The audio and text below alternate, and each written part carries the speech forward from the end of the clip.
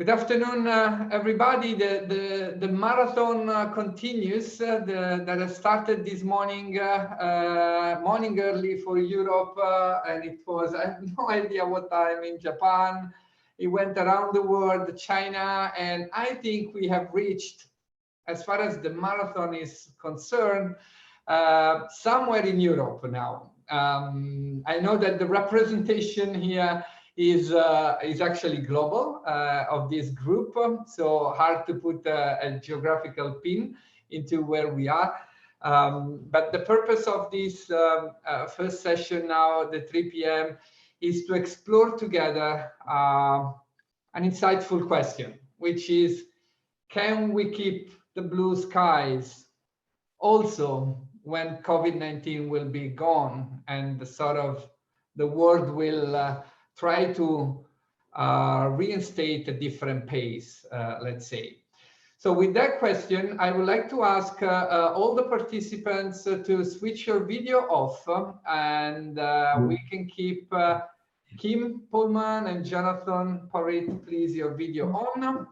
And this will allow us to step into the first phase of this great conversation linked to the Good After COVID-19 initiative, and this wonderful opportunity we have to tap into the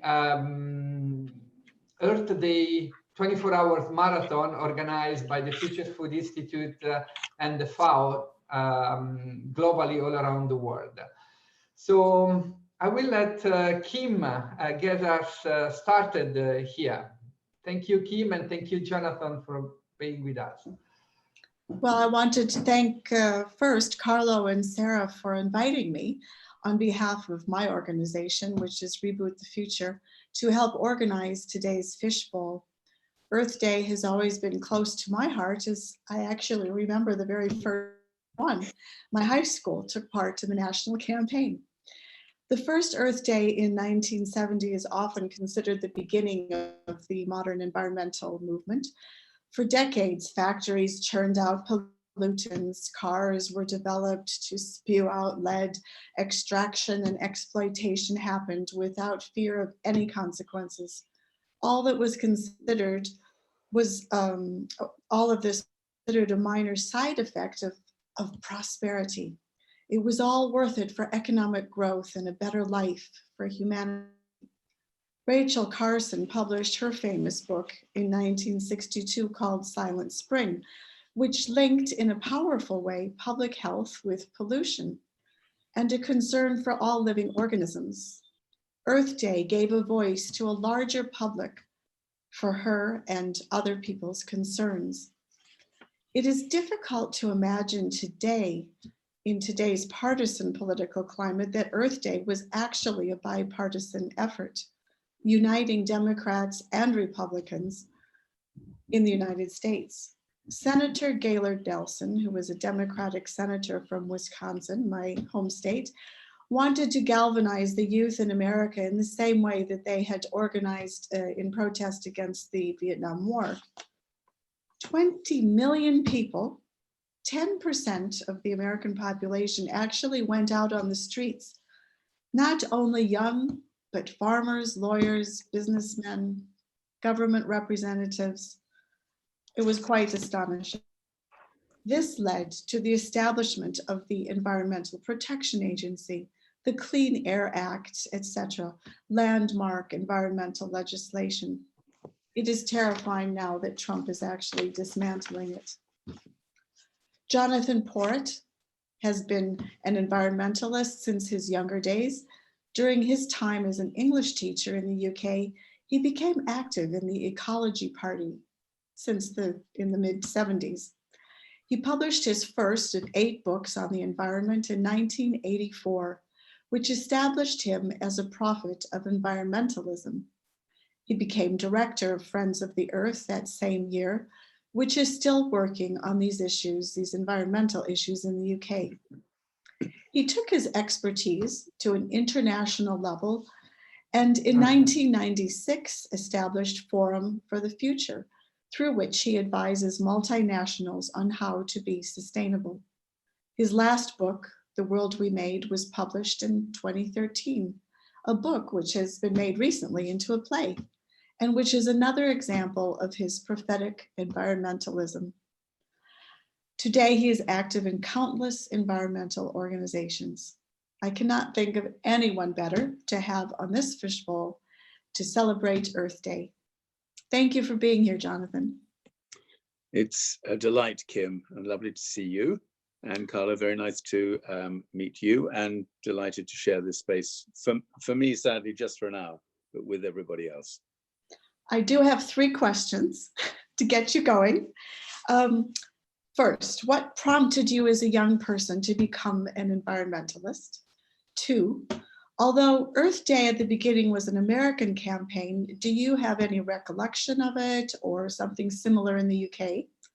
And 3, so many have commented in these days about the blue sky that we're seeing without all the airplanes and factory pollutants. Can we keep it blue? Should we feel despair or hope at this moment? Thanks, Jonathan. Thank you, Kim. Okay, well, to go back to the origins, as it were, for me personally, I was fortunate. At the age of 17, my parents went to live in New Zealand. I kind of trucked along with them, and being the typical grumpy, disaffected teenager, my mother desperately needed to get rid of me, so found an opportunity for me to start planting trees in New Zealand. I spent a huge amount of time in the tree planting season over the next 3 years, just planting trees and connecting in a way that I now understand was enormously important for me. My connection with the earth became critical to me then. So that was what got me going. It certainly sustained me during 10 years as a teacher in a West London comprehensive. But you then asked whether or not there was any UK equivalent, or maybe even to widen it out, a European equivalent to Earth Day in the USA in 1970. And I'm not honestly sure that there was. There certainly wasn't for me, I have to admit. I was conscious of Earth Day. I was aware of the founding of Greenpeace in 1970 and the 1971 first actions of Greenpeace when they sailed to Amchitka Island just off Alaska in pursuit of a really critical campaign about denuclearization, basically.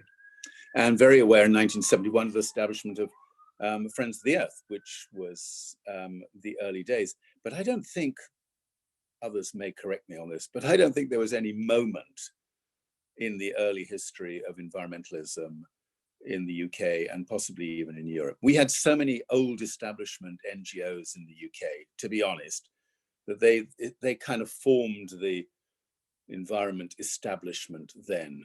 The National Trust, the Worldwide Fund for Nature, the Royal Society for the Protection of Birds, you name it, they all kind of sprang up here in the UK, and they were in a very different mold from the kind of environmentalism that we saw with the foundation of Greenpeace and Friends of the Earth. So it was a little bit different. And I have pretty mixed feelings about the way the next 50 years has unfolded since then. But we're going to happily just jump straight from 1970 to 2020. And I like that bit, and just put all the intervening years to one side, as it were, for the moment, because that would easily make a number of us involved from those early days feel pretty depressed, probably.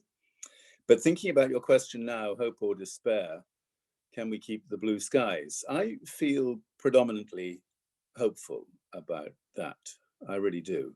And it's an odd feeling to have, because in a way, all the momentum that was built up in 2019 around the climate emergency has pretty much dissipated. There's very few opportunities now to keep the really significant materiality of the climate emergency in front of decision makers today. They don't want to know. The media don't really want to know. There's been a lot of stuff going on today around Earth Day, but you had to have a little reminder from Antonio Guterres yesterday saying that there's a much deeper emergency going on, not just the COVID-19 emergency, but there's this deep, deep emergency regarding climate change, the climate emergency yesterday. So we're up against it at the moment. But I guess the question that we will dig down into now is whether or not we can ensure a good recovery, if you like, a blue sky recovery, build back better. There are lots of these wonderful little tropes that people are developing. And as long as they're done in a truly sensitive way, which means in a way that is not insensitive to the massive suffering of people today, both from a health perspective and a financial perspective, and I'm very conscious with the UK-Italy nexus in this particular meeting that both our countries have borne a very heavy burden through the COVID-19 disaster. As long as it's done the right way, building those better scenarios, good recovery type scenarios is a fascinating and really valuable area for us to engage in. And I am pretty hopeful about that. I'm not hopeful about some of the kind of rather loose rhetoric about everything will get itself sorted out because of COVID-19, people will stop flying, et cetera, et cetera. That isn't going to happen. I'm much more hopeful about the things that are happening in practice. So yesterday I read this story about Milan. Now, seizing the moment when no doubt the political system in Milan is a little bit in shock, but seizing the moment yesterday to say that we're going to have 35 kilometers of main roads in Milan set aside for cyclists and pedestrians, joining up with Bogota, with New York and other cities saying, this is the moment. We're enjoying a massive reduction in air pollution right now. We're not going to have people piling back onto our streets in their cars as soon as the restrictions are lifted. So we have to act now. That stuff for me is real. That's what gives me hope. And I can't help but think that we're going to see a lot more of that now as the politicians who progressively worked their way into this response to the climate emergency area, using a good recovery narrative from COVID-19 to help achieve those synergistic outcomes. So as you know, Kim, I can bang on forever and ever, but I will probably just stop there in the interests of a good and lively discussion. You're on mute, Kim. Just you're on mute, Kim. Sorry, perhaps you could just answer one more question from me, and then Carlo can open it to everyone else. What would you think are the top things that we should be focusing on going forward? I guess the reality of this is pretty simple. For the foreseeable future, governments all over the world are going to be focusing on purchasing power, getting purchasing power back into their economies by whatever means they can lay hands on, because most of our economies are in a state of shock and will remain in a state of shock, and the damage is going to get deeper before it starts getting better. So the one priority for governments everywhere will be, how do we get our economies to come back into something resembling a viable level of productivity and activity? And that means they're going to be focusing on purchasing power. So for me, there's a whole set of interventions that governments can make, which will be entirely compatible with addressing the climate emergency. So the story of Milan, for instance, is one. Campaigns to deal with the scourge of fuel poverty in many countries by retrofitting really poor quality housing all over the world. That's another. The difficult bit, and I'm sure this will crop up, is that if our good recovery continues to ignore the really deep questions, for instance, does anybody really think we can have a good recovery that maintains the same obsessive pursuit of economic growth as has got us into the trouble we're in today? That's a delusion. So we're going to have to do the surface stuff, the stuff about really impactful interventions in the short term while we build propositions for longer term transformation. Thank you, Kim. Thank you, Jonathan, for this, for getting us started with already a lot of great thoughts in our mind. I want to help with the process, the rest of the group, and we sort of adapting as we go. I feel like there is a good energy to actually step into a fishbowl mode, but what I would like to ask is actually for Kim and Jonathan to stay in the fishbowl, and for anybody else who want to intervene, just like we've done other times, put your video on and speak up. And then we've got Jonathan and Kim there, and here we go. So we have a first group here. We always try to keep it to a maximum of 4 or 5 at the same time. So each of you, like you see now, there's 7 of us. There's a little bit too many, and anyway, don't count me because I'm always in the background. Okay.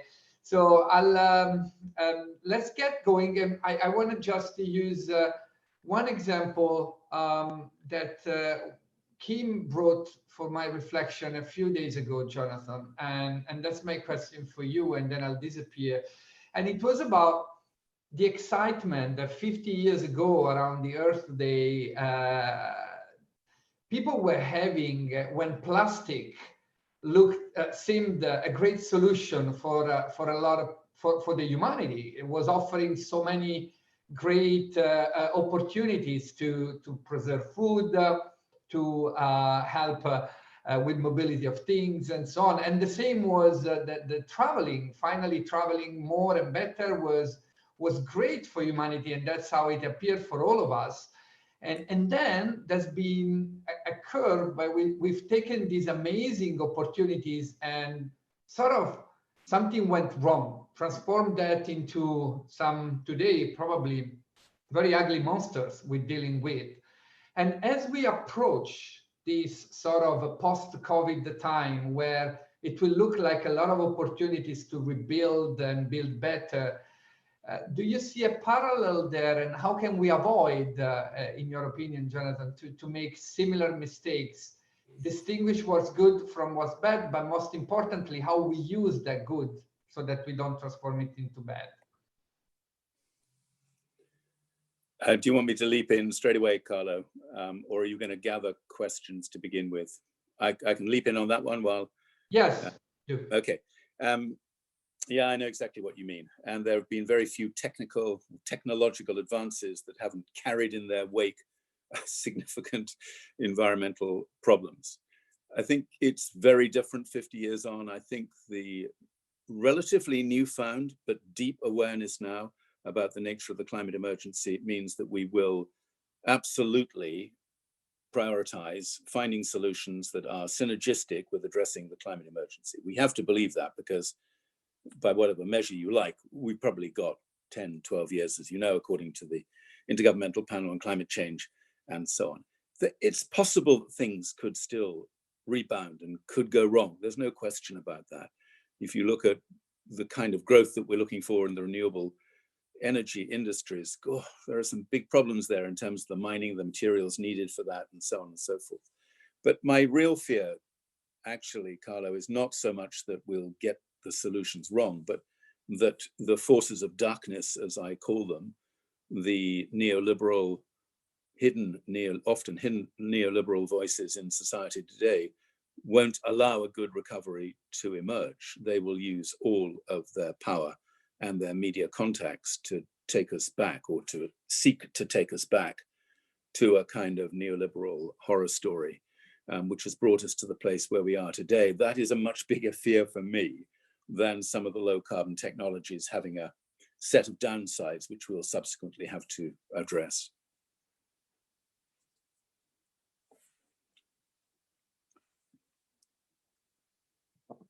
Should we just jump in here at this point, Carlo? Yeah, thank you, Jonathan. You talked about 2 things. One, well, you talked about more than 2 things, but in particular in the short term, impactful interventions while building propositions for long-term transformation. And I'm wondering what your point of view is if we are to avoid the trap of going back into that neoliberal paradigm. Is there not a void in the narrative that we need to fill? And I'm wondering if you have a point of view about what is the vision that we can articulate that would embrace this kind of pivot? What are we pivoting toward? In addition, of course, to the blue skies. But you do acknowledge there's a system, there's a synergistic effects. What is your thinking about where should we shift our gaze as we look toward a brighter future? Thank you, Elsie. Yeah, I'm mindful that one tends too quickly to a kind of set of technological responses to keep the skies blue. And that's an easy place to go in the first instance. But oddly enough, I think that the real learning, the real narrative that will emerge from COVID-19 isn't so much about what we need to do technologically, but much more about what we need to do to sustain some of the new community and democratic energy that has come forward in this crisis for humankind. So I look at the extraordinary expressions of deep humanity, of a sort of sense of mutuality of interest, solidarity, reciprocity between people who mightn't once have seen that they had a cause in common or a set of connections which would serve each other as well as themselves. I guess this would be what Kim would quite rightly refer to here through Reboot. The future is the golden rule. How do we make that and turn that into part of this build better story? And I think a lot of that, which is about the nature of how we live and work with each other in the future, is something which wasn't there before COVID-19. All the tech answers to climate change were all there before COVID-19. Some of this societal and community-based energy and mutuality wasn't really there. It had been driven out of so many of us by this hateful 40 years of neoliberal economic growth. So I take a lot of comfort in that. And that is the one place where I think we can genuinely, with integrity, say that we will come out better from COVID-19 because of what we've learned through its pain and trauma. I would like to just ask to remind to anybody who step in very briefly for the first time you speak, give your name and a quick, maybe the organization you work for. That helps the audience that connects through YouTube. Thank you. Mm-hmm. So allow me to jump in. My name is Barbara Bultz. I am a founder of SDG Collaboratory, and what we are doing, we are designing support for new change agents, in particularly young people, cities, culture, and technology. And first of all, I want to thank you, Carlo, Kim, and Jonathan with great admiration for the persistence and also for allowing us continuously to have a space for these conversations. The question that I have is the following, and that's something that I have been curious how to address that. And Earth Day is a perfect opportunity to have more of understanding and discussions about that.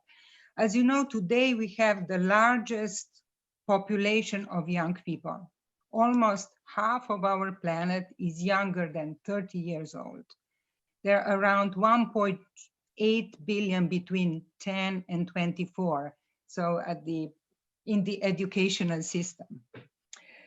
And my question to you both is, what do you see are ways forward to include their voice, create the space for audience and influence in the existing structures, to really have them as a full participants in the debate and the decision making? And I can share, when I was a young person, there was not even first of all, there was a significantly lower awareness of the issues that we are facing now.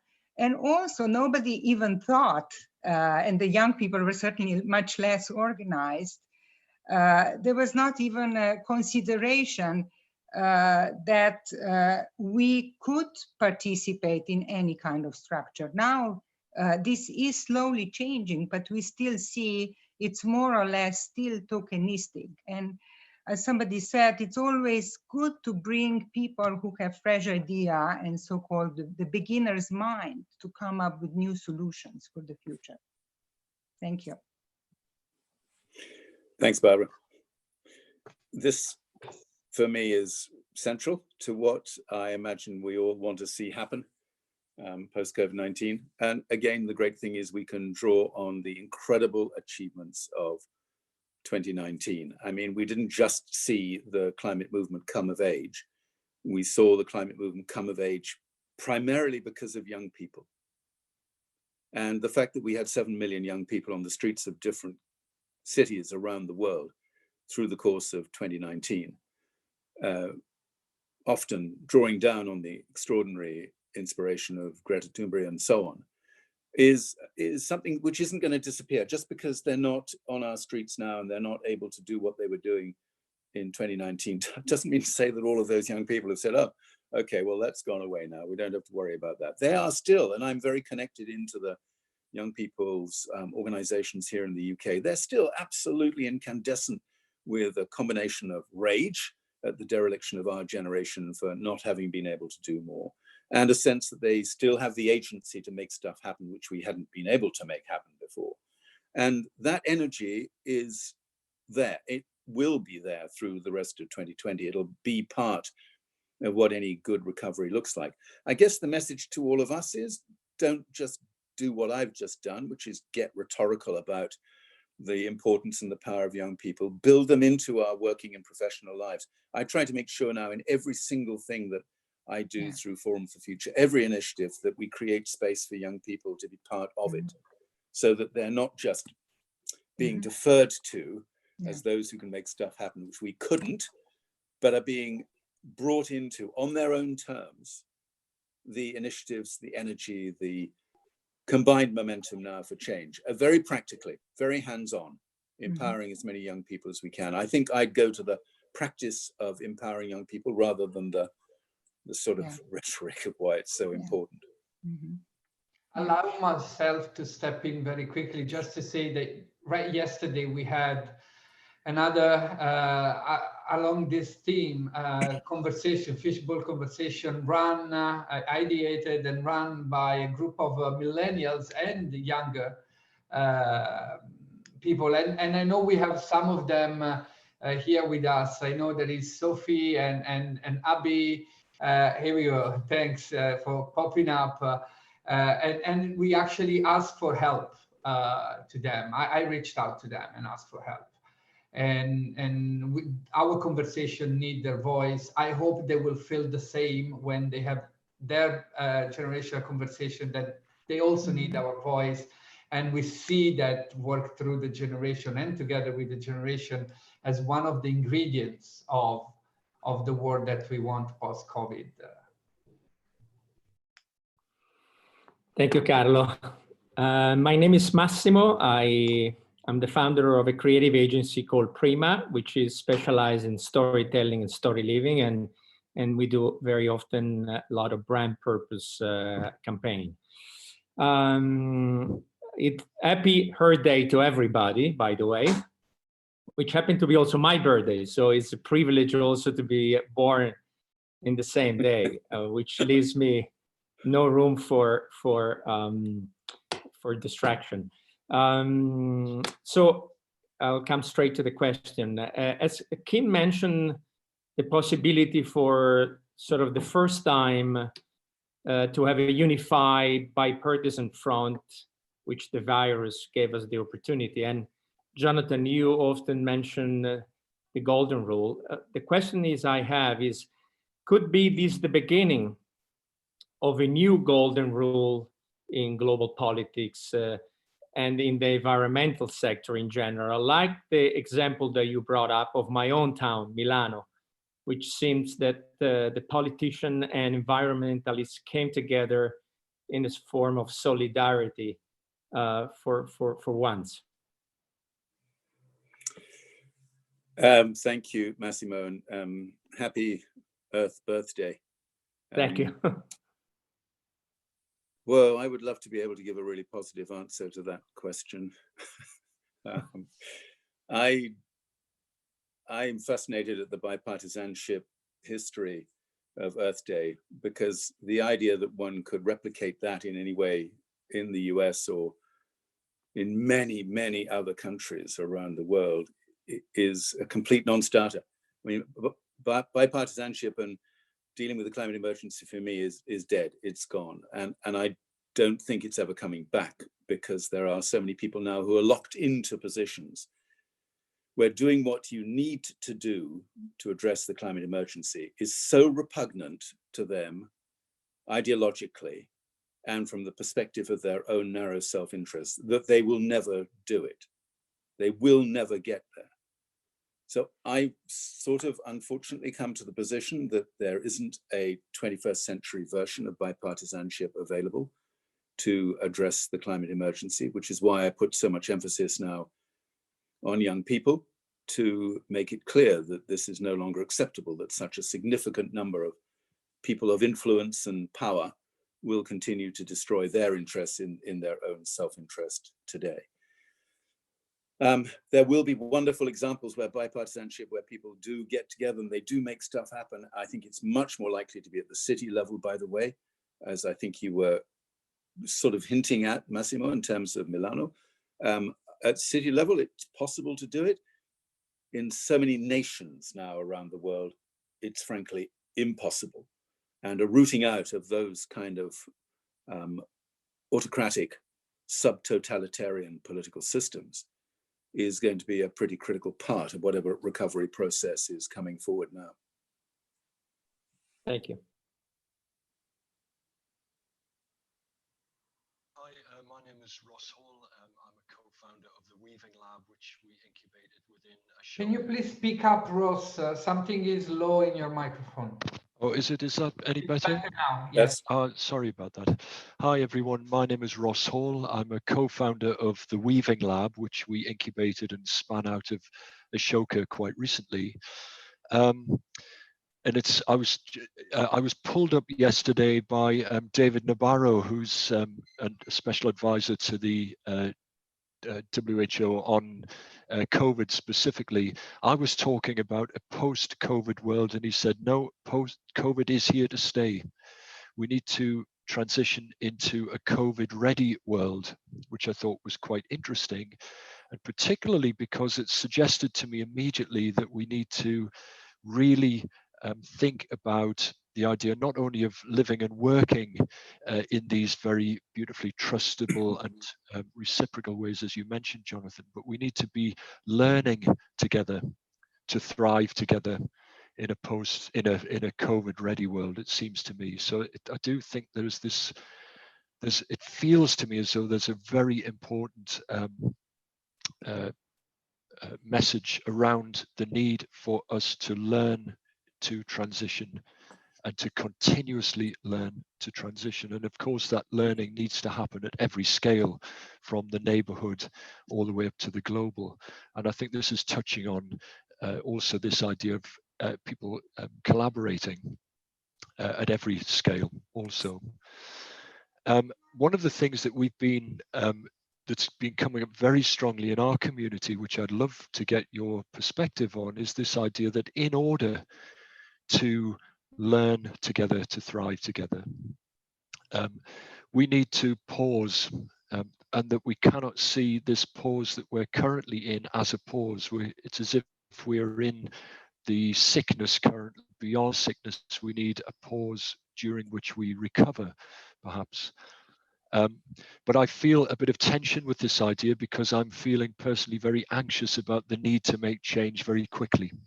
And I would love to get your perspective on this idea of perhaps calling for a global pause during which we recover and we allow for the emergence of new models and new ways of living, working, and learning together to thrive together.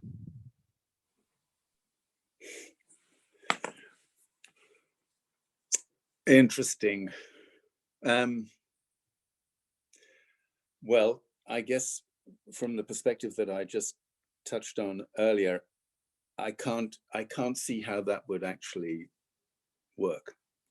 I have a sense of the desperation creeping into the way politicians see the future now. They're looking at the amount of money that is required, not just to deal with COVID-19, but the amount of money which will be required to deal with the continuing impact of COVID-19 on all of our lives. They're looking at the consequences of that from the point of view of debt. They're looking at what is happening to people's pension funds, for instance. I mean, I'm astonished by what's happening in terms of the collapse of the oil companies, and I see it from my climate perspective, but for an awful lot of people, that's just a great big black hole in the middle of their pension fund. So the idea that governments would be inclined to say, okay, this is a massive, massive shock to the system, so let's just take a pause and reflect on it and come back and do things differently. Realpolitik tells me that isn't going to happen. But I do agree with what you said earlier about David Nabarro. I think he's got the terminology right here. There's going to be no clear break between COVID-19 and a post-COVID-19 world, at least not for the next 18 months, I would suggest, until such time as a vaccine does become widely available and gives some level of comfort to people. And that could be still at least 18 months away. But that's not bad news from a point of view about a good recovery, because what it does mean is that some of the things that are happening now, so if you think, for instance, about working patterns, and the clear realization on the part of so many companies now around the world that this utterly insane obsession they had with dragging all their employees into one space rather than thinking about much more flexible working patterns, was sending people all around the world on planes as if it didn't really make any difference. Those things are gone. I mean, I think they're gone.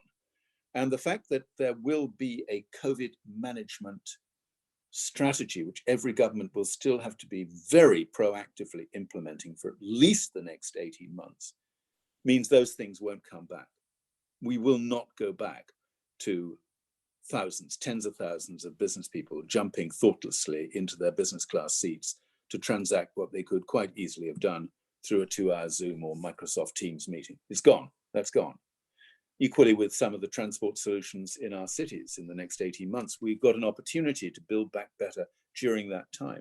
So for me, that's not bad news. It still means a massive extension of the amount of financial and economic difficulty that every nation is going to face, which is why I come back to the likelihood that governments will seek to address that financial crisis very directly indeed.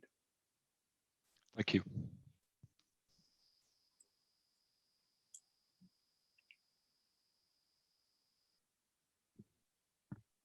Am I on?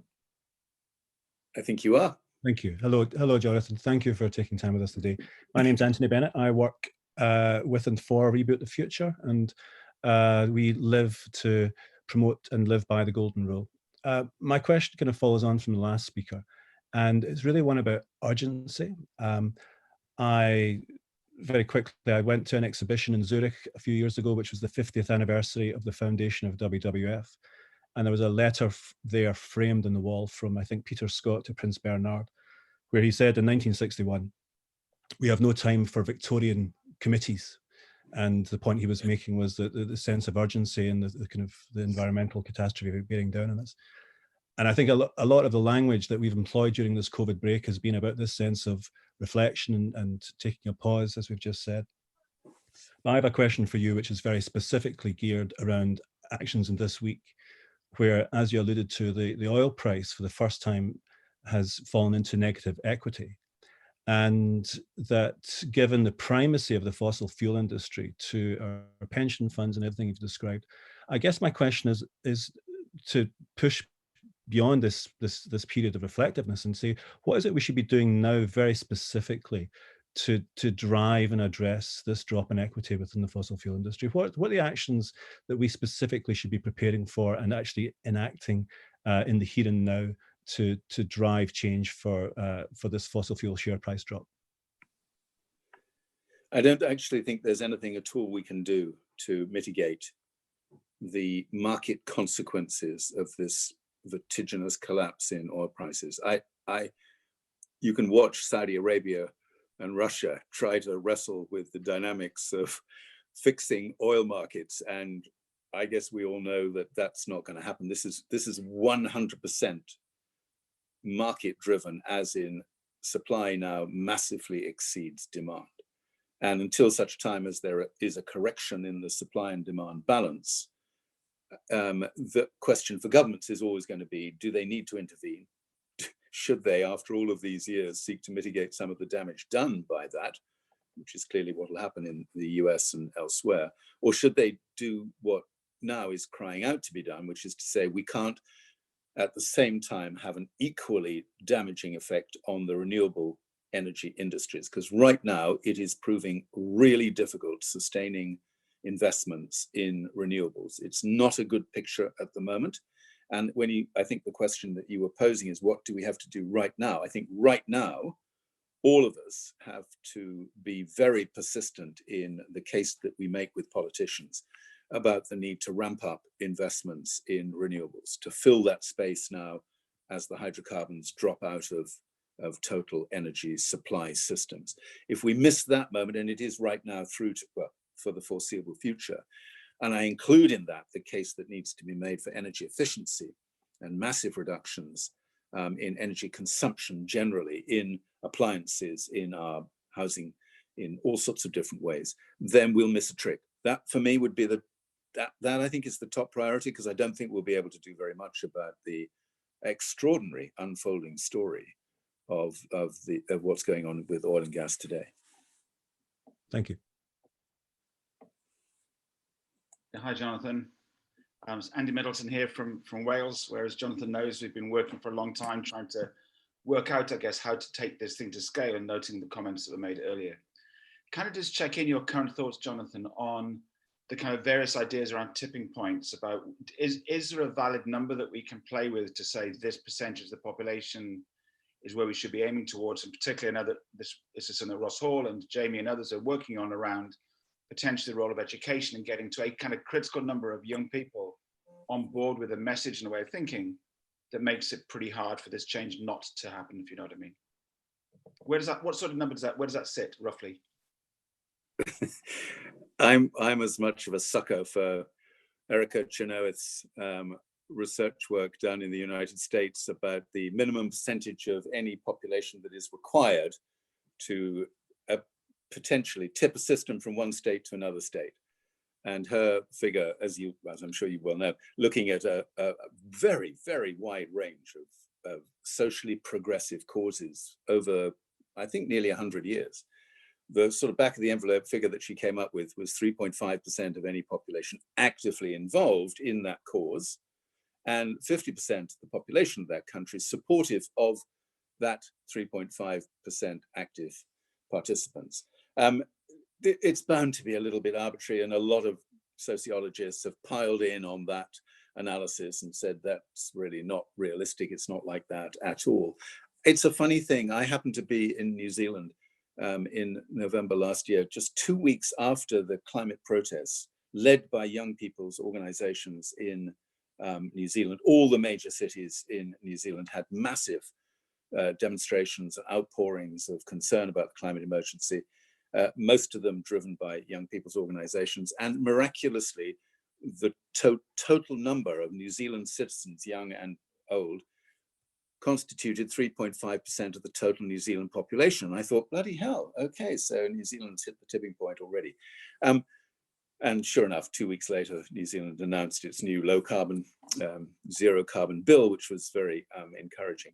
But I think we probably get a bit hung up on numbers. I think one of the things we're going to have to really work on incredibly hard over the next year is sustaining those levels of commitment and energy in young people, in education, in universities, colleges, schools, etc., when it's going to be incredibly difficult to organize in the way that they did through 2019. And that is going to become a critical part of effectiveness. Fortunately, I think they seem to be coming up with so many creative, imaginative ways of doing this that I'm not sure it's necessarily us who are going to make any running there, but supporting that energy is critical. I do go back to young people. I think that in the end, the percentage that is required to tip a system, I have a sort of running thing counter in my mind that any one young person is worth 10 old farts. And that's, sorry to put it quite so bluntly, but that's because I've noticed adults go all kind of gooey and soft when they listen to young people making a case with such passion and integrity and indignation at what's happening. And when it comes out of the mouths of people who've been doggedly at it for decades, okay, heard all that before. When it comes through that kind of advocacy that is so sharp and passionate, most politicians quiver at the knees, frankly. So that's where I'm going on that number. Great, no, that's really lovely to hear. I'll put a link on the chat. There's a piece of research shown in Nature Letters, I think it was, that the biggest influence on conservative dads was 15-year-old girls. Hands they turn putty. Thanks so much for that, Jonathan. Right. I'm going to pitch in on that because I'm the very proud junior coordinator of the Economy of Francesco, where it's a call for the Pope, and he called researchers, entrepreneurs, and change makers, all under 35. So I'm going to say that the tipping point will start from them, and it's 2,500 for now, and we're aiming for the world because they were supposed to meet all together in Assisi, and they can't now. And so we're creating communities online, and they do it all by themselves. And as you said, they have that energy. And that's wonderful. My only doubt, the question that I had that I wanted to put out there because of the blue skies is I'm not sure how many people have realized how much the unsustainable practices are tied to COVID-19. Like that pollution has harmed our lungs. We have antibiotics in our food. We eat like a credit card per week.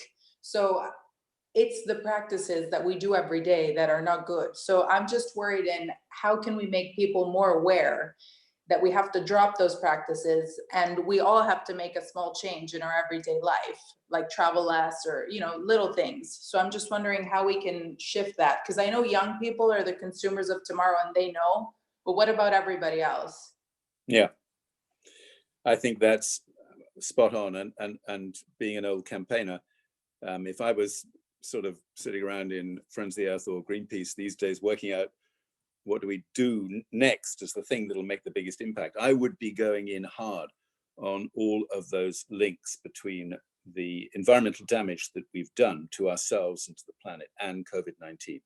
And this can go to human health. So the evidence now, the emerging evidence, I have to be a bit careful about this, is that the people who have been very severely affected by air pollution with reduced functionality in terms of lungs and so on are disproportionately affected by COVID-19. And I think at the end of the day, that will emerge as a very strong part of the empirical base that we'll have to work with. And then, of course, the whole story about the emergence of zoonotic diseases, where these diseases come from in the first place, and the linkage back into rainforest destruction, encroachment on the natural world, et cetera, et cetera. And I think that there's role for opportunism here.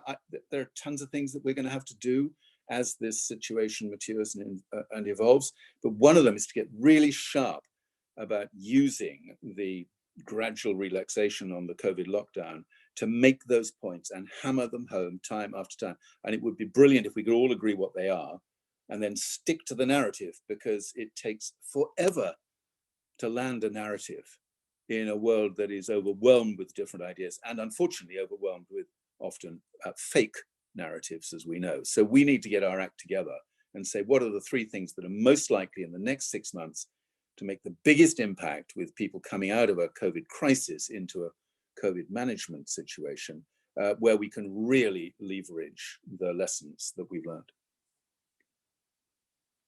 So I will prompt with a little interruption, but whoever has the energy to stay and talk, just stay there, Andy, Andrea, Abby.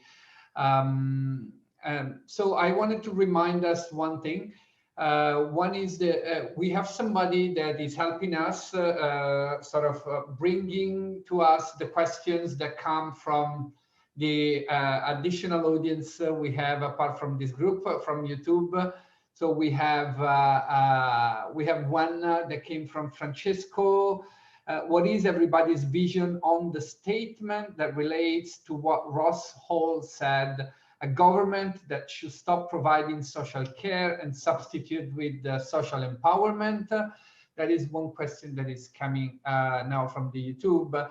And while we hold that question in our background, or somebody want to address it, I invite ourselves to, because I eagerly want to make sure that before Jonathan goes, that I know you have another appointment, maybe you can also contribute to the second question that we brought into today's discussion that has to do with many of us know and believe that 20% of the population is a magic number. I know you just said, let's not get too caught up with numbers, but that's the kind of mass that is needed to reach a tipping point where you can really help shifting a paradigm, right?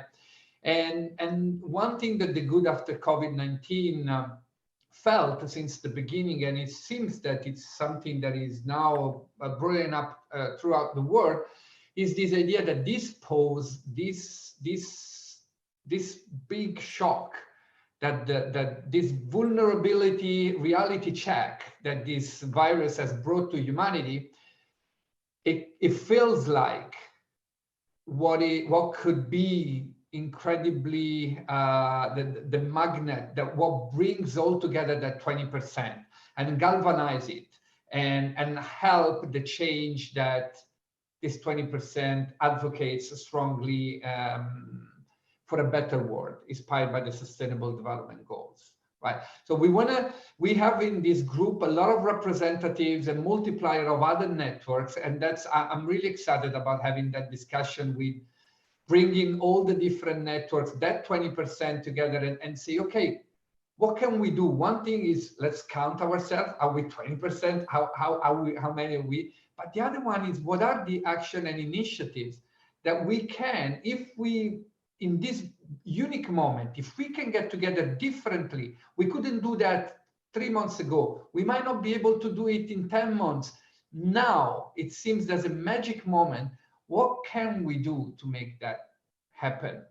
That is the question that I like to use as a transition into the next phase. And perhaps with you, Jonathan, before you will have to go. My counterintuitive answer to that is learn from the populists. Learn from this new generation of, in my opinion, utterly hateful politicians who have very successfully manipulated public concern and anxiety and disaffection about the state of the world and their own part in that world to turn it to their own political advantage, and secured incredible successes in what were once thriving democracies and now look like semi-functioning democracies. And just to remind ourselves that in our country, the countries that have sort of, I'm just thinking about UK, Italy, America. If you think about how those populists have succeeded in doing what they wanted to do, they have single-mindedly focused on the palpable pain and disaffection in the lives of millions of poor people in our very rich economies. The grotesque charade that entails, because they're the people who've caused that pain. Okay, so we all know that stuff. But if we try and build a good after COVID-19 recovery strategy that doesn't put the tens of millions, hundreds of millions of people who are already very severely affected by 40 years, 30, 40 years of a really poorly functioning economy. If we don't put their interests at the heart of what we're doing, I can assure you we will lose every single battle there is to be fought. We will go on losing it. So whenever we think about a good recovery strategy, just think, what difference is that going to make to the lives of people who today feel incredibly vulnerable, economically at risk, part of this precarious economy that most of us spending far too much time in Zoom meetings these days don't see and feel enough of. If we don't build that in, that social justice element into our good recovery strategies, we will be outplayed, just as we have been so often in the past.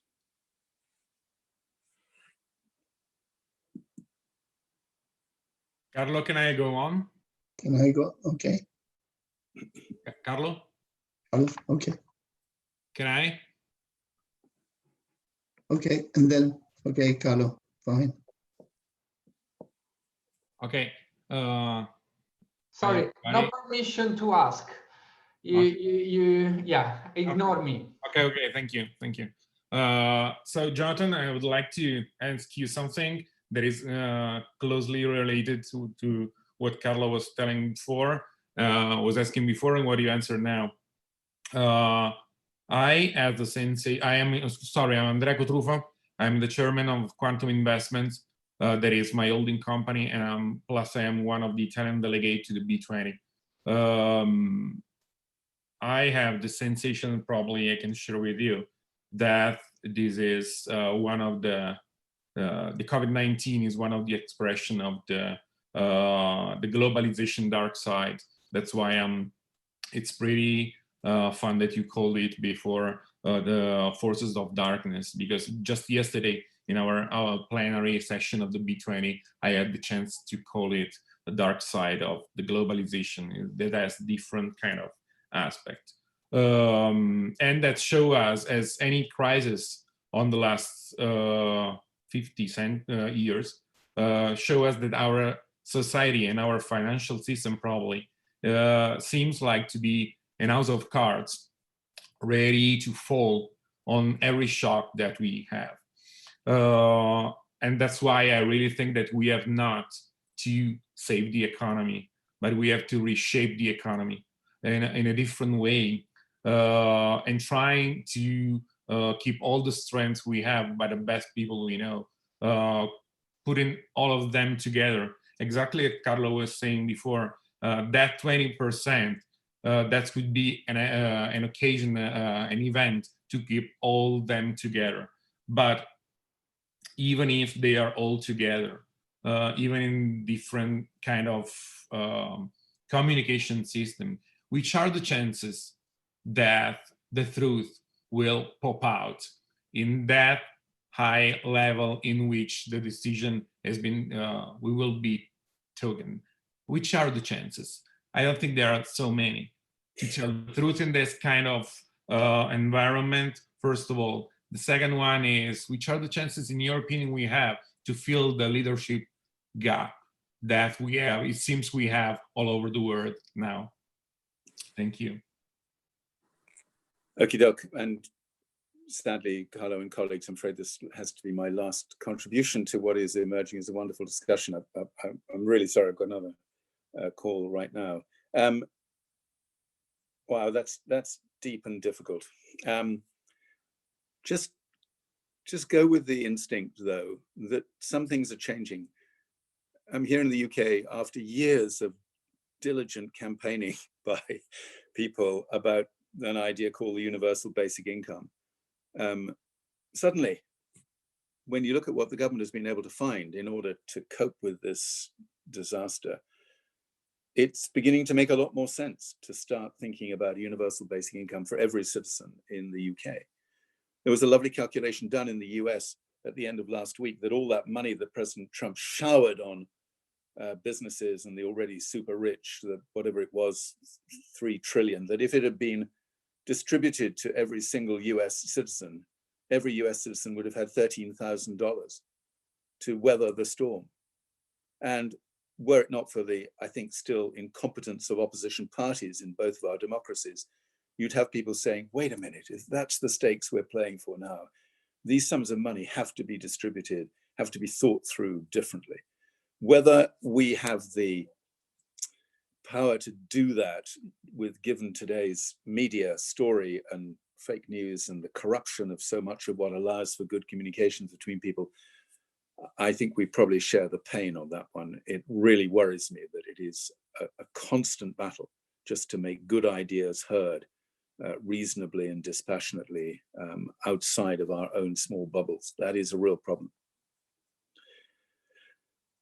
Carlo, I'm sorry, I'm going to have to leave you, but what a wonderful opportunity, what a wonderful privilege to spend an hour with you. I'm sorry that I've hogged so much of the space, but thank you. Sorry. No.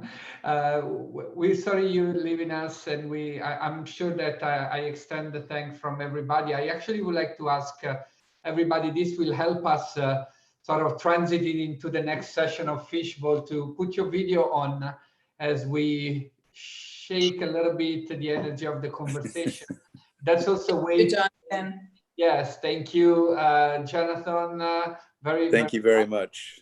And thanks a lot. You have to go. We hope to engage with you again in the future. We need your voice. Thank you. I hope so. Thank you very much. Thank you. Bye. Bye, Jonathan. So we have started our transition into the second part of our conversation. How does it make sense to think in terms of 20% and what can we do? What's the power of that? What's the power of all those networks? How can we bring them together? What's the type of call that we need to mobilize ourselves? And so as it was planned, I know that there was Abby and Anders, so I want to make sure that we start with them. And then after them, we had asked Barbara Bulk and Herad Sabet and Ross Hall to be the sort of conversation starters for the second part. Do as you feel. If your energy is not right now to speak, do as you feel, okay? So I would say we go back into the fishbowl now. And I like Abby and Anders to stay there with their video because I want to make sure you still have a chance to say what you want to say. Is it all right to speak up now before you go into the fishbowl? Just to round off? Yes. And you start the fishbowl, Anders. Give your own contribution. Okay, fine. Thank you very much. I'm representing GRLI, Globally Responsible Leadership Initiative, which is a community where we explore how we can radically transform three things: how we live and make a living, how we learn and facilitate learning, and how we lead individually and collectively, and to what end. It started as it's mainly an initiative or a community that prevails within the educational system, higher education system. So we've been working with universities and to begin with business schools since 2002, and companies in partnership with them as well. I think that's good enough as an introduction. Having listened to, thank you very much for having me on board for the first time, Carlo. Been very, very interesting, but I have a concern which accelerated towards the end and when Jonathan was just leaving, which may be good and constructive for us to hear as we go on and try to figure out what could be done to get out of this in a good way, with the clear blue sky still there available. But I wonder, so many positive, good things are happening. Solidarity, collaboration actually to the extent that we haven't seen in many places, I'm sure. It's the same. I'm in Sweden, actually, and it's extraordinary to see what is happening on the political side and just about everywhere. New ways of working, and I think there's lots of things that's going to come out of this that will stay with us. But there is something, when I take a systemic look at it, there's something gloomy, something, there's a cloud there as well. There are worries, because I believe that there is many fragilities around, many systems that are fragile. And that has become apparent during the COVID-19 crisis. It's the economic system, the welfare, social systems, healthcare, maybe even the educational to some extent. And if we're gonna be able to approach and put in place planetary sustainability at its fullest, we need to have a balance in all systems. All systems has to be as robust as possible. And there's huge challenges, as you all know, regarding that. There is poverty, there's divides, there's hunger. Hunger is actually worse now in many parts of the world than it's ever been. And on top of that, so that's the systemic challenge. There's so many, the tip of this iceberg to some extent to me is the climate change in itself. And underneath that you have systemic issues as systems that has been to be in place and be robust in order to really enhance the way we deal in a sustainable way with the planetary sustainability. But my concern is that how will we geopolitically come out of this? What will the geopolitical system look like when we're out of the current dramatic development? And that's a worrying picture, because if we have solidarity and collaboration right now, locally, regionally, even nationally, right? We have still a geopolitical system which is full of confrontation, egocentrism, and actually global governance institutions being not only attacked, but also being left on their own. So for the first time since I grew up, I'm born in the early 50s, since the Bretton Woods, when we started put geopolitical global governance systems in place and institutions in place. Right now, they're being abandoned, they're not used. It's amazing to have a COVID-19 crisis happening, and the Security Council of the UN hasn't gathered. It's amazing, it's amazing. It's the first time for it. So my concern is, what will we come out of on the geopolitical level? That is going to, I think it's going to have a big impact, but taking that into account, how can we counteract whatever will happen there if we can? We have conflicts and we have unresolved issues, and we had, as Jonathan just pointed out, we have a political development which is it's very, very grim in relation to what we see and what we feel on a day-to-day basis happening with the COVID crisis itself, COVID-19 crisis itself. Okay, fine. Sorry. That question is precious to us and precious for the conversation.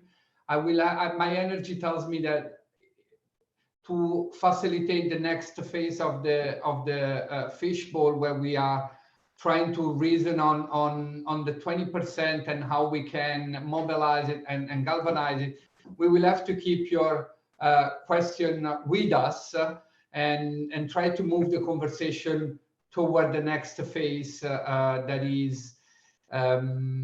is this the momentum? Is this the right moment in all the darkness and drama that we're living with the COVID to actually imaging and work actively as a group of committed people to tip the world in some way toward a better world? Abby. Aha. My thing unmuted, right? Yes. Hi, everyone. I first wanted to say thank you to everyone just for the energy around including young people, and to Carlo and Sarah, who have just like really helped us make the Good After COVID Millennial Edition yesterday a huge success.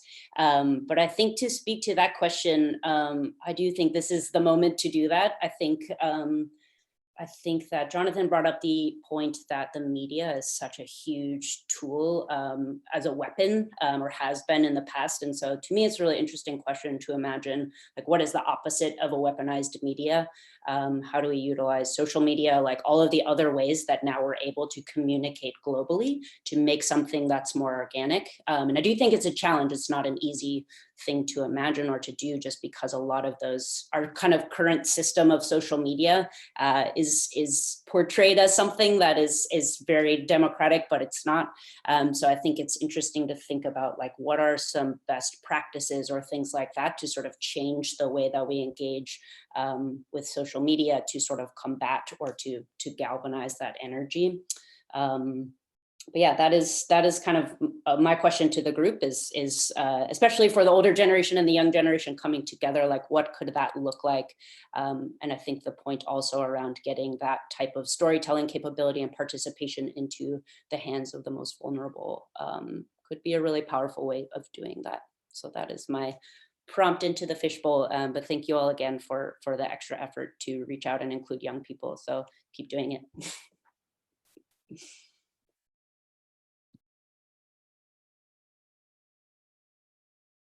I guess I'll hop in. Hi, everyone. This is Hirad Sabeti with the Fourth Sector Group.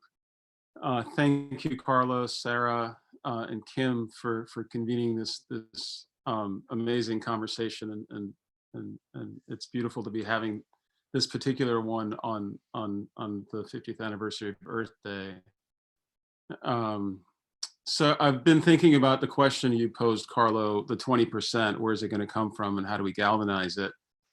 And I think actually the name of this this group is quite apt. The good after COVID-19. I mean, if there's anything the world needs after COVID-19 is a lot of good.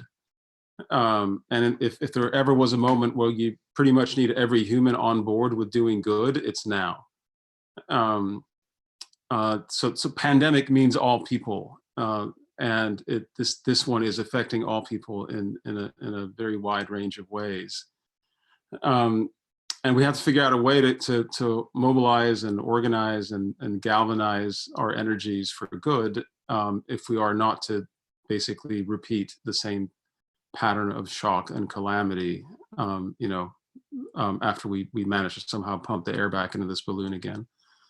So I was thinking about where is the good after COVID-19 going to come from? So if you sort of look back, I forget who said this, but the future is here, it's just unevenly distributed. If you look back before COVID-19, where was the good?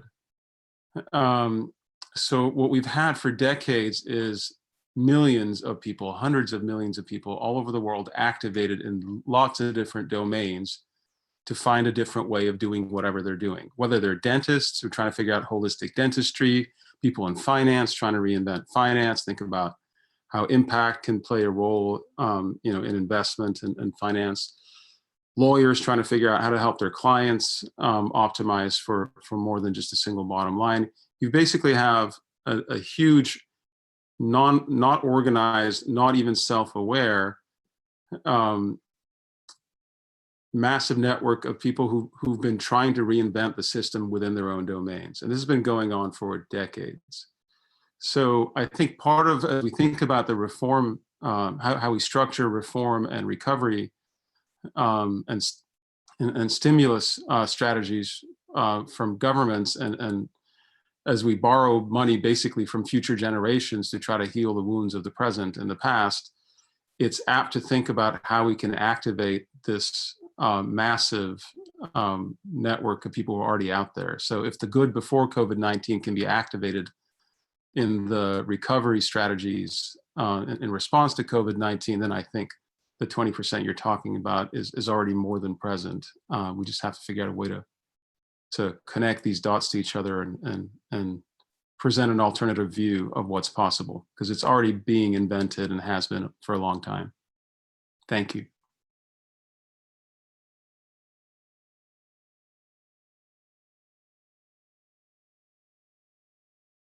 That's a great point. This is Elsie Mayo, and my firm is Humanity Inc.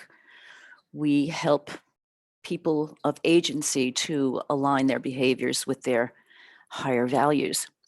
And just to follow up on that question, yes, there's been a lot of discrete activity in this direction for a long time, and my keen interest is on the narrative that can hold it together. Certainly, the golden rule is a very attractive one because we all subscribe to that. We just we haven't articulated it that way. And so as part of making it relevant, because it is so common to us, it's easy to discard it. What we've been doing is just diving in with organizations and industry groups and helping them in this crisis, because now is the inflection point. Everyone's looking for, gosh, how do I, generate value and survive to begin with, and pointing out the economic value of their higher values, where they're already operating and where they can actually translate them into currency, make their customers aware, for example, that when they are generously adding an additional service and either not charging for it these days, there's so much free webinars, etc., that they're doing so as a gesture of care, as Laura might say, or as a gesture of generosity and mutuality, as the golden rule might indicate. And if you're finding benefit from this, it would be helpful if you would consider a donation or an incremental donation on top of the cost or usual price of our product or service, so that they are living the caring economy by giving. And they're also giving the opportunity for the receiver to acknowledge the added value of that contribution to the whole. So I would ask anyone if they have any comments on that or experience with that, which is essentially bringing caring as a currency into the economic equation.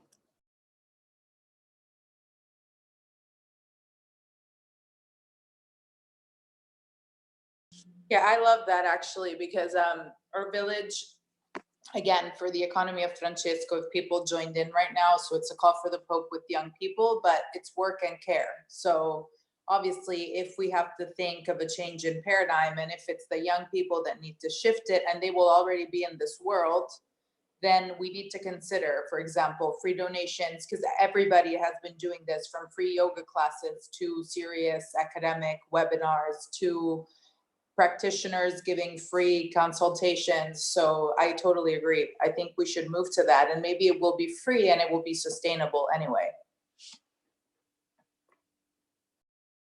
Yeah, thanks very much for mentioning that, Elsie. I thought it's a really interesting point, and my sense is clearly there are thousands, tens, hundreds of thousands of people around the world who are doing great work. But it seems to me that too often these people are forced to compete with each other for money, for attention, which holds them back from collaborating.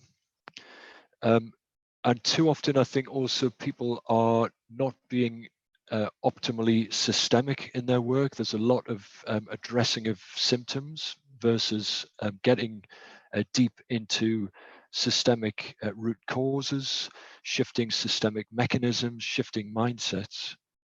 And I think, to your point, Elsie, often there's insufficient learning among these people, where learning is not just the acquisition of knowledge of how you do this, but it's actually a process of transforming ourselves. And in fact, it's a process of us modeling the new world, of becoming the system or the world that we want to see.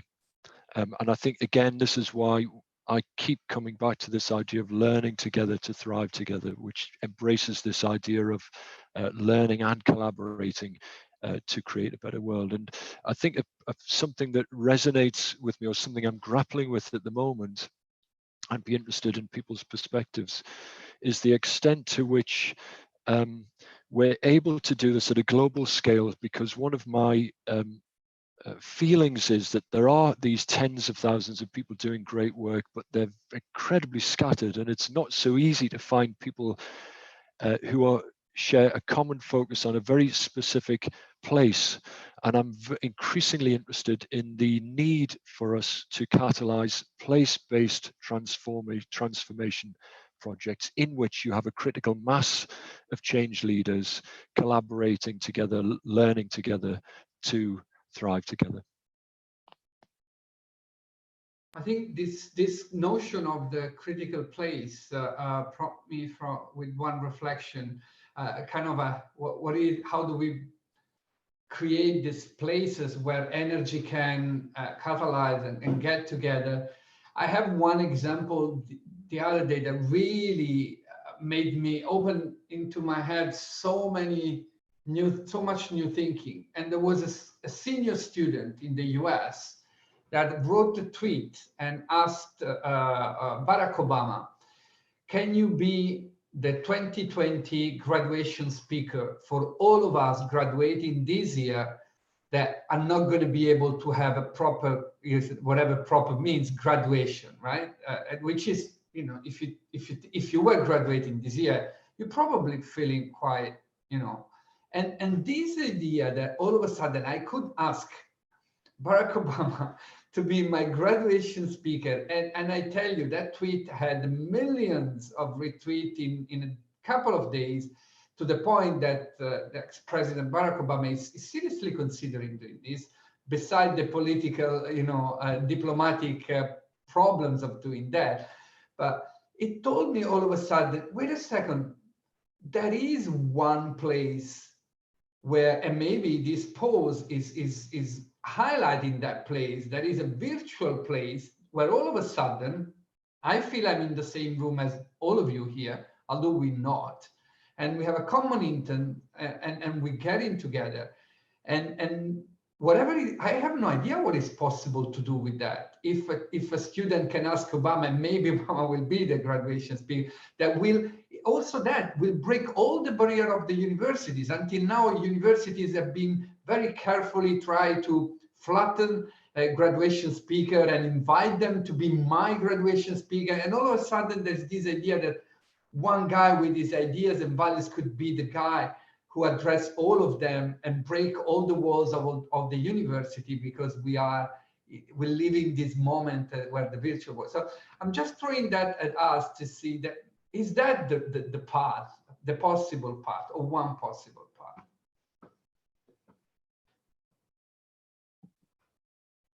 I just wanted to add what Ross mentioned.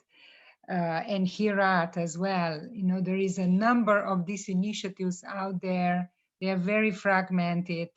And in fact, we don't know where they are and how to bring them together. And I feel the same. I've experienced the same challenge. And I would like to share one example how we have started bringing them together, which is specifically working in the cities with those mayors that are aware that they need to transform the city ecosystems. And we have created with one of the Swiss foundation, which is called Fondation Botnar, which is looking at the system-wise approach. How can we work together with the municipality and a number of other stakeholders to create so-called learning hubs to help build the city's social, economic infrastructure through new processes to bring these systems together.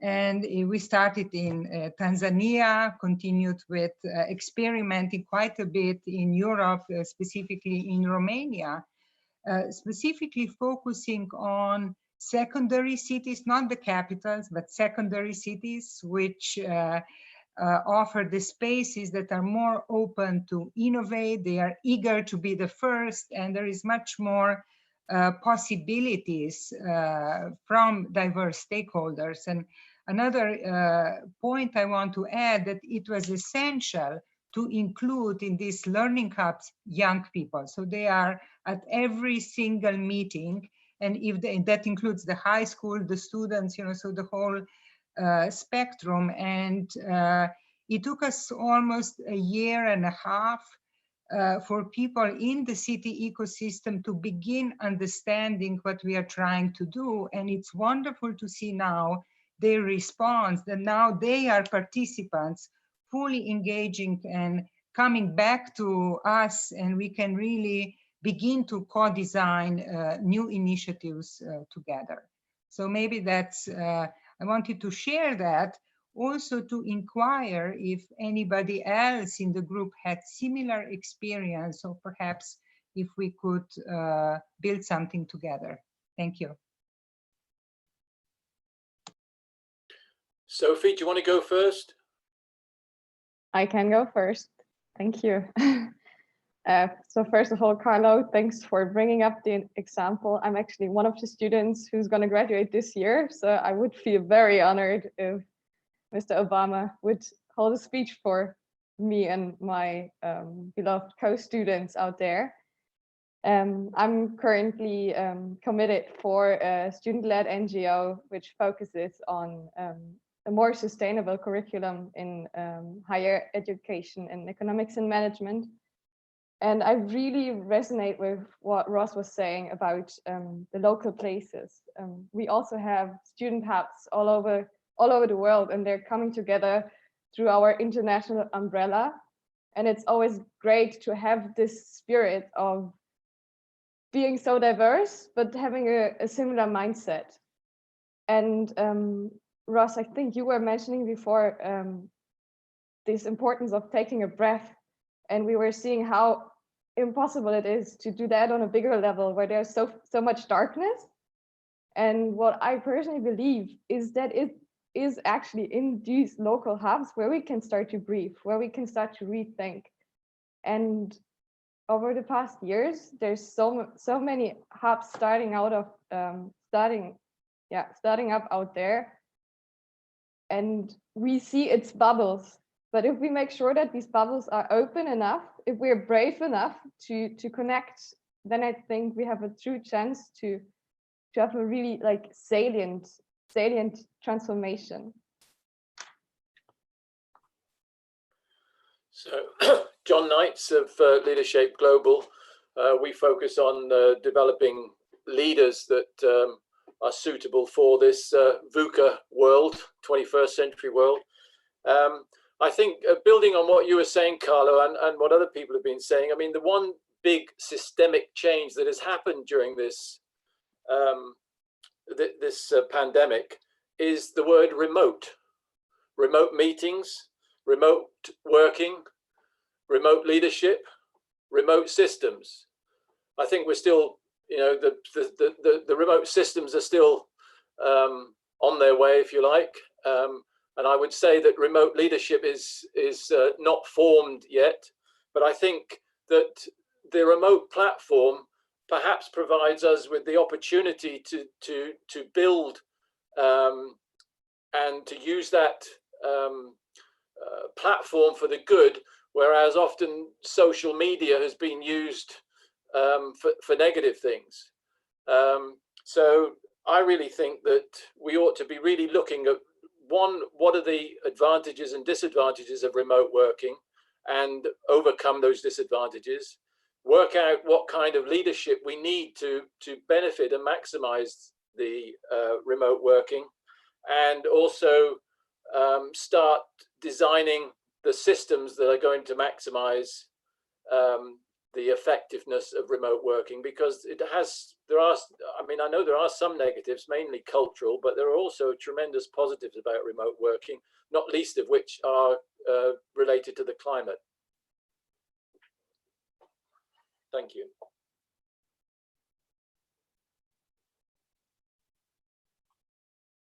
All right, may I step in? Okay, can you hear me? Good. So thank you. I build on that. I think we're in a time where societies reorganize.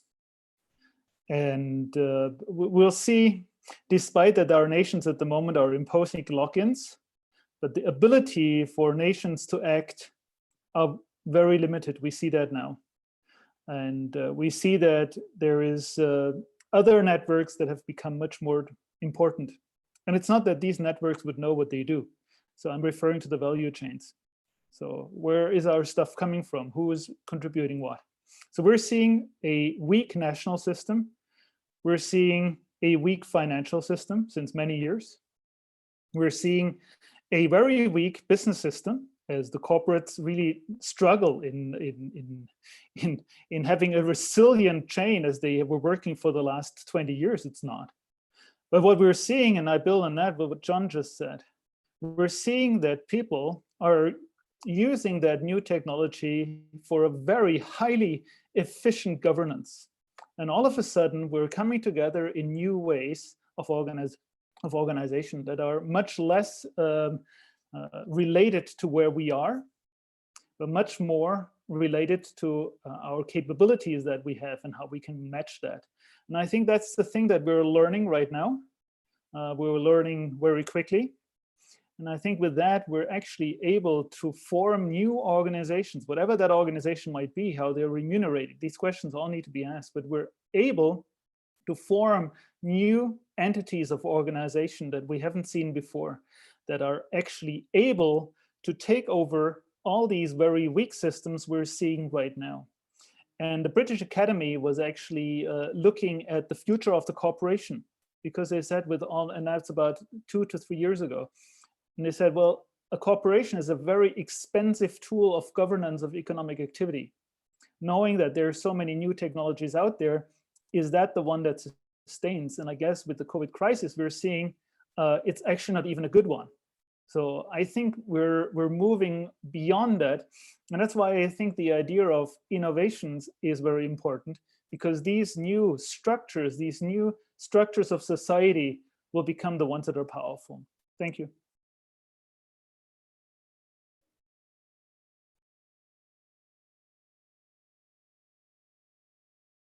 I can see Sandrine, feel free to unmute yourself if you would like to contribute. Well, I'm feeling very shy and bashful because I apologize, first of all, for crashing this wonderful meeting. I don't know about all of you, but it seems that since COVID decided to attack us all, our workload has gone absolutely through the roof. As president of the Club of Rome, you can imagine that we've been saying a lot of why we're here for the last 50 years. And now that we are here, we've been asked more and more by policymakers, decision makers at all levels, but also different actors to work with them on trying to figure out how the hell we get out of this mess. So part of the discussion that you're having is so fundamental, because what we're seeing obviously is that this is the greatest transformation and the fastest transformation we've ever seen in our society. Interestingly, it's a transformation that we were all told would never happen, right? Climate change is just there, and therefore transforming to a decarbonized economy is not possible because it's too costly. People will not mobilize. We've been told that the mutation of our existing systems in a short time frame is not possible, which we can all say bullshit to that, excuse my language, because we've seen that it has been. So I think now the key, and part of the reason why I was late, is that we're working directly with the European Commission right now to enable them to anchor the transformational change that's necessary through the new both exit and recovery strategies, not only through the new Green Deal, but also through existing social policies and new social policies. And there's huge pushback. So as much as all of us believe that there is a growing consciousness around communities and a readiness for transformation, the incumbents that were always there before making our lives hell continue to be there, and they will continue to push back.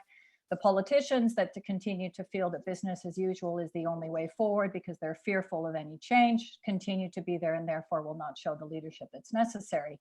And yet, having just been on the call with Kate Rayworth and others who have distinct models that demonstrate that actually we do have local leaders, we do have communities that have decided to take a leap of faith and start to shift their economies and look at them differently, that these models are actually working. You can look at the WeGov, Scotland, Iceland, and New Zealand, now being joined by Costa Rica and Finland, and these types of transformational change. So I guess what I wanted to contribute, and I am so apologetic, I hate it when people come in at the last minute and then make interventions, so please excuse me.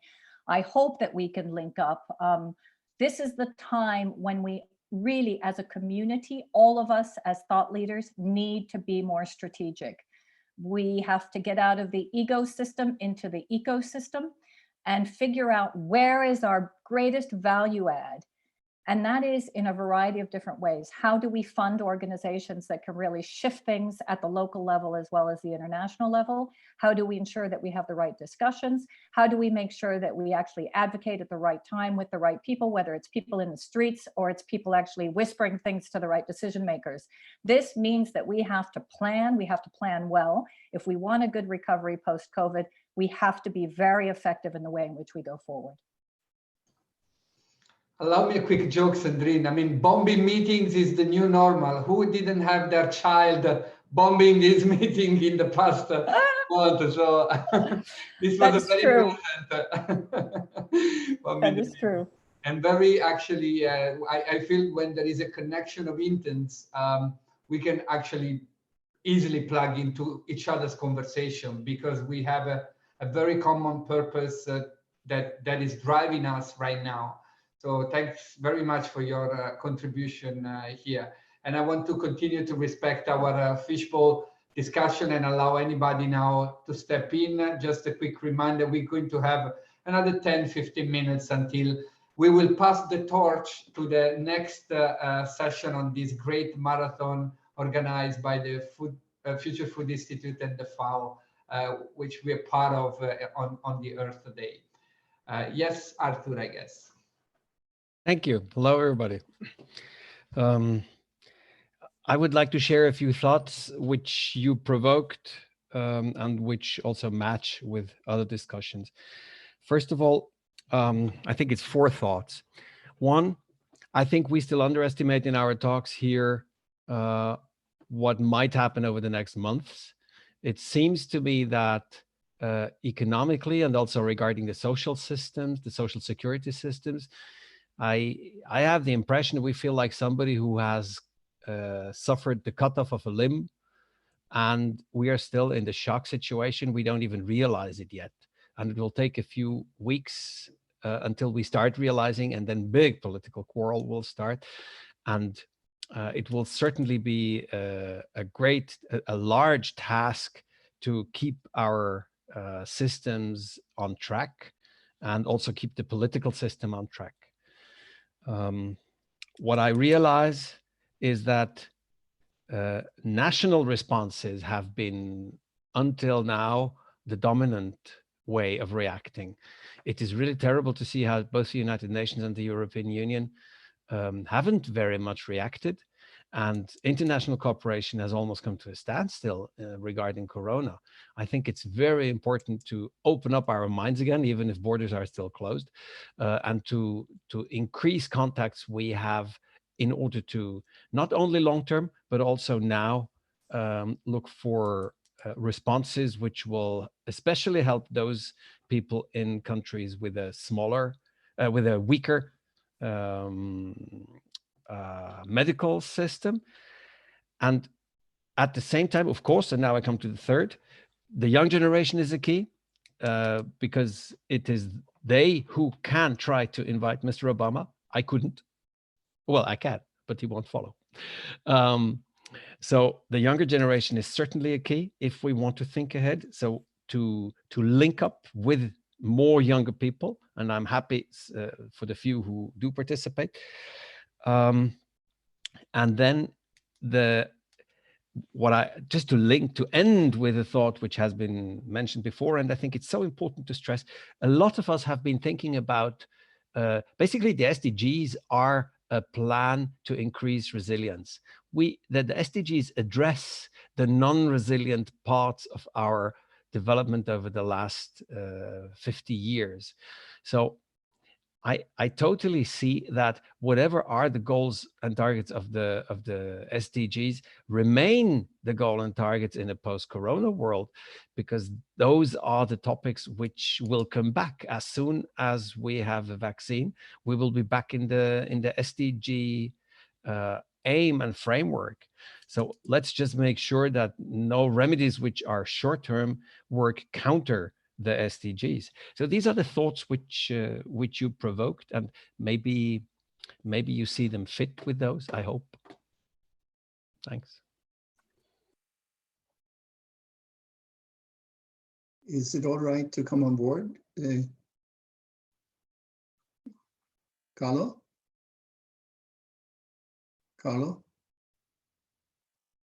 No.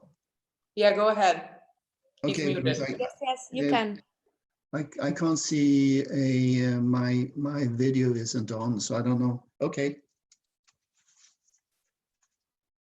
Just to comment to some of the things that's just been said, that I think civic initiatives are going to play an enormously big role, and I think Jörg touched upon that, because there's networks or strategic actions fields, or whatever whatever they're called, or intermediate organizations that don't really are within the institutionalized framework of organizations. Those are growing, and they're growing due to the technology, and that's the way we can expand, and that's the way we work, and that's what I've heard been around. And we all to one extent or another belong to those sort of networks, they can move and they can reach across boundaries. And I think that could have an enormous impact in the future. It's just a matter of keeping those networks up and running, making them more efficient, and probably what we experience right now is opening up and giving more of a support of that sort of way. I think that's what Sandrine talked about as well, that we do have an opportunity to, as civically organized, have much more of an influence through the technology that we're using now and the way we need to work during the extreme dramatic period of the COVID-19 that we're in now. So we're learning for something which could be very impactful, ways of working that could be very impactful going forward, and which is globally oriented and doesn't really sit on any limits more than our own energy, our own values, and our own ambitions.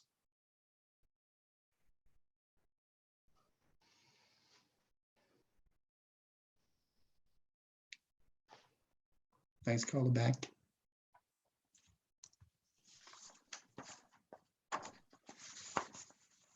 That's a very positive element in what we're experiencing now. We're learning to connect in this way rapidly, very, very rapidly. And I think that's an opportunity to build impact going forward, definitely. This is sort of a new way of organizing us. And it's just up to ourselves to innovate and expand it and learn more about it.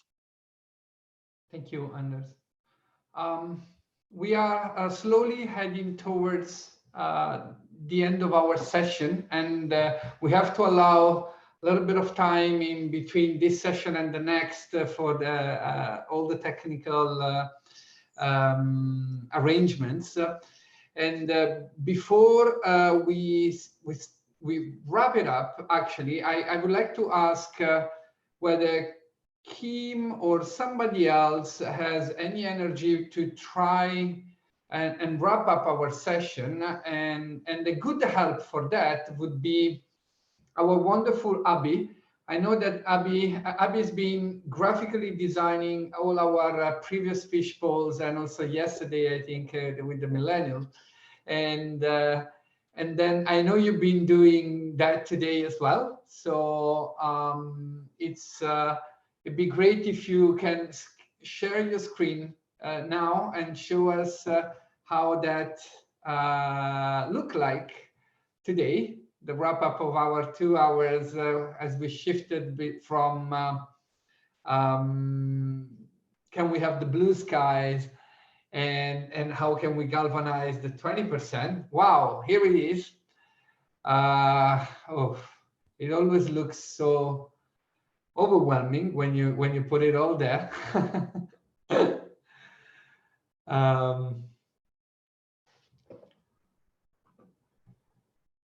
I allow a little bit of silence that I never mind. I actually love. I let you play with the zoom in and zoom out, Abby.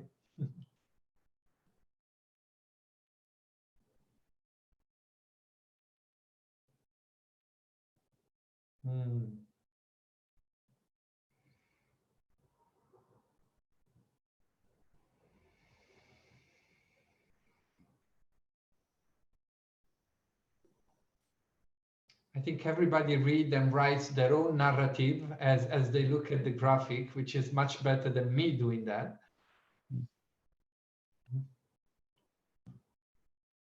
Good.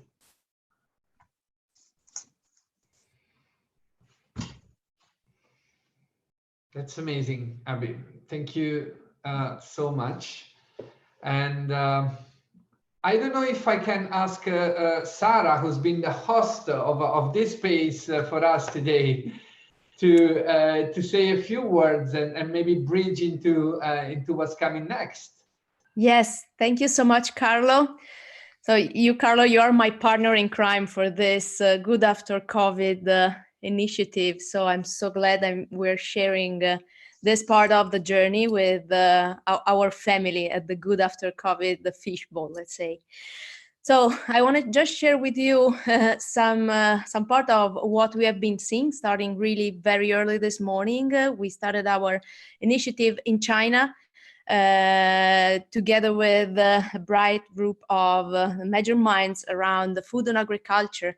And then from that, we started this larger conversation involving innovators, youth, farmers, indigenous people all over all over the world, from the East to Europe, touching Africa, touching the Middle East.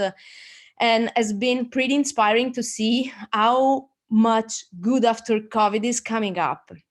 So I'm so glad that actually we are taking this message together with us, the good after COVID message, and all the thought that we started sharing, the thoughts, the values, and the process that we started actually have been shared with all the participants, and the message has been not only spread, but let's say collected, because now we are really trying to highlight the best practices all over the world.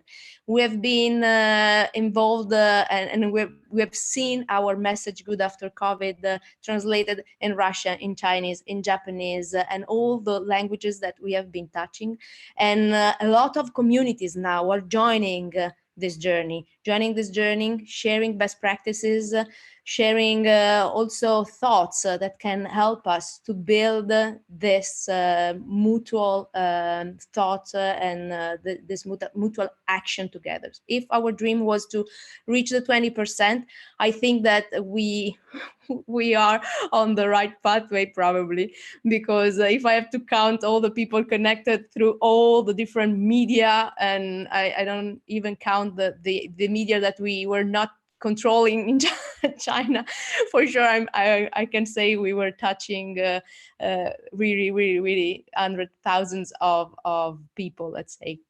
So now our journey is gonna keep going on. We were also talking with the research station based in Antarctica before, and they were sharing with us really what they're seeing and what's really our impact on the planet. And these scientists are over there and they're measuring which are the damage we are creating on the environment. So talking with them in this super remote place was something that was really emotional. And now after you, we're gonna jump in another session with some Europeans stories and thought leaders in the food system. And then we are gonna go up to the north, so in Iceland, in the West Fjords, where there is another incredible community implementing regenerative business model and reactivating this area, really starting with the good principles and values that we are sharing here. And then we're going to fly to the UN in New York, and then again north and south and Latin America, and we're going to end up with a very strong community in the Hawaii. And I hope I'm going to be awake, but it's going to be tough to stay awake for 24 hours. So thank you so much for leading this session for those 2 hours. Thank you very much, Sarah. And I would like to invite Kim now on. I just want to add something briefly before Kim help us with some final thoughts and the summary. That really has to do with what is happening, like you're saying now, Sarah. It is true. Jonathan told us there's going to be a lot of pushback from power and from people in power, but I am convinced, and I will bet all I have with any friend, that after COVID, people will not show up to the world the same way as they used to show up before. We are changing. This kind of shock changed us. So they will not deal with the world the same way. And that includes, if there is a pushback from power in the past, we would kind of quiet down. No, if there's going to be pushback from power, people will push it back. Because this pose is showing us the vulnerability of those in power, the good and the bad, and it's showing us that the strength is when we get together, not when we just empower somebody to do whatever he's doing. And that's why I am convinced that people will show up differently. We need to build the narrative to help that differently to become so much better, and I am very confident that will happen. Thanks, Kim, for offering us some of your final thoughts before we hand over to the next session. Right, just quickly, what we're trying to do with this Good After COVID is find that right balance between conversation and action. These fishbowls are great places to have the conversation, and I'm happy to say that coming out of this are quite some important action steps. Well, first of all, just a couple concepts. How to engage youth and make this more intergenerational is really a crucial point that was brought up many, many times. How we're all asking, how can we join forces and to make a larger impact? Some good ideas have come out of that. And I could see in the chat that some connections have been made. And that's what our purpose is with the Good After COVID as well. So we will keep working on that. There's been an initiative started to people trying to connect on the place-based initiatives, community actions, collaborative groups that are existing already that could serve as models. So a collection of that will continue to be developed with some of our participants.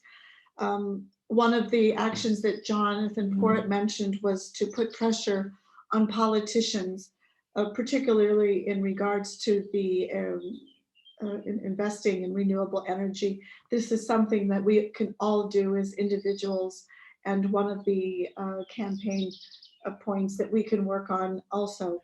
One of the things that also was brought out was to create a media campaign. Jonathan suggested to be an antidote to the obstacles out there that would prevent us from progressing in the environmental arena.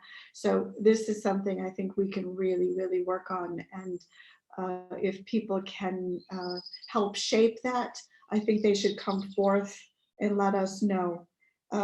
So I think those are really some strong, I think I got all of those action points, and which is a very exciting thing to come out of this today. Thank you so much, Kim. I love this way that we found now to understand the importance of conversations and actions. One is not more important than the other. We need both, and we need to be mindful about that and continue parallelly with both.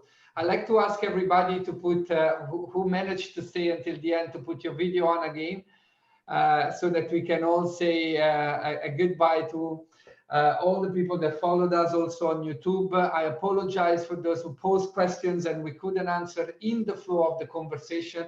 This is also something that has to do with the fishbowl. There's a conversation that mounts up and follow its flow. Sometimes it's not easy. You also see people that put their video on, and then after 2-3 minutes, they put their video off because they realize that their intervention is not needed anymore in the conversation, and that's absolutely fine. And so sorry if we couldn't answer all the questions and comments through the YouTube.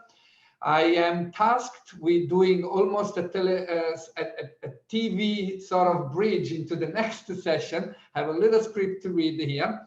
Thanks for being part of our session for Food for Earth Day, the world's largest lesson on feeding the future in a 24-hour global marathon with FAO and the Future Food Institute. The next session will be Netherlands. Wow, I'd love to be in that one. And will be hosted by Orion Boremans. So the session will be live in a few minutes from the same YouTube channels. So the time for us to dismount our meeting here, say goodbye to everybody, and thank you very much again for your contribution, and to be continued, and good luck with the rest of the marathon. Thank you.